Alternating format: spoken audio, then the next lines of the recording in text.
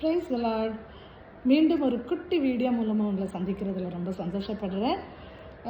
நம்ம யூடியூப்லேயும் சரி இன்ஸ்டாலையும் சரி எக்கச்சக்கமான டிப்ஸு இப்போ ட்ரெண்டிங் இல்லையா? ஸ்கின்னுக்கான டிப்ஸு, ஹேருக்கான டிப்ஸு, சாப்பிட்ற ஃபுட்டில் உள்ள நியூட்ரிஷியஸ் வேல்யூஸுக்கான டிப்ஸு, இந்த மாதிரி எக்கச்சக்க நம்முடைய இன்னொரு பெட்டர்மெண்ட்டுக்கான டிப்ஸு நம்ம ரெகுலராக கேட்டுட்ருக்கோம் இல்லையா? ஆனால் நம்முடைய ஆத்துமக்கான டிப்ஸு ஆண்டவர் எக்கச்சக்கமாக பைபிளில் கொடுத்துட்ருக்கிறாரு. இதில் ஒரு டிப் இன்றைக்கி நான் உங்களுக்கு சொல்கிறேன்.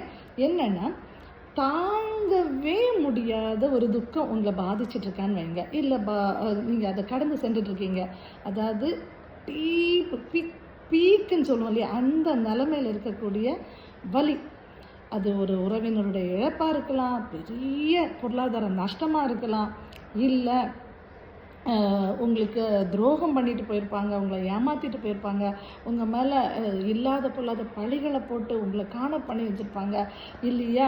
உங்களுக்கு வேலை கிடைக்காம இருக்கலாம். ஏதோ ஒன்று நீங்கள் நினச்சி துடிச்சு வலிக்கக்கூடிய ஒரு வலி உங்கள் இருதயத்தை பாதிச்சுட்டே இருக்கும் இல்லையா? அந்த டைமில் ஏசப்பா ஒரு வசனம் சொல்கிறாரு, கர்த்தர் மேல் உன் பாரத்தை வைத்து விடு. இந்த பெயினை நம்ம சுமக்கணும்னு அவசியமே கிடையாது.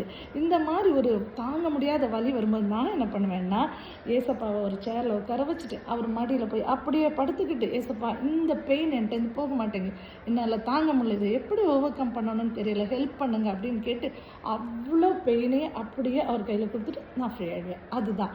ஸோ இதை ட்ரை பண்ணி பாருங்களேன்.